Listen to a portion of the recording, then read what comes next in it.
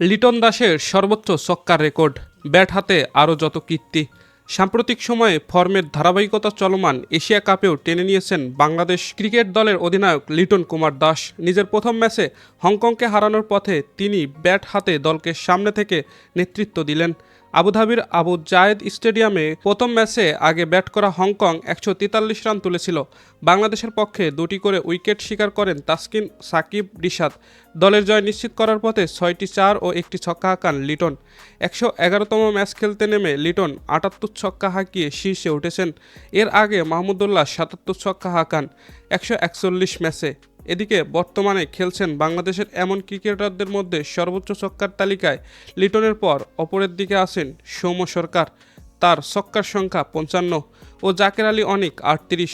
এছাড়া সাকিব আল হাসান 53, তামিম ইকবল 44, আফিফ হোসেন 38, তাহিদ হৃদয় 37, মুশফিকুর রহিম 37, তানজিদ তামিম 34 ও সাব্বির রহমান 29টি ছক্কা হাঁকিয়েছেন।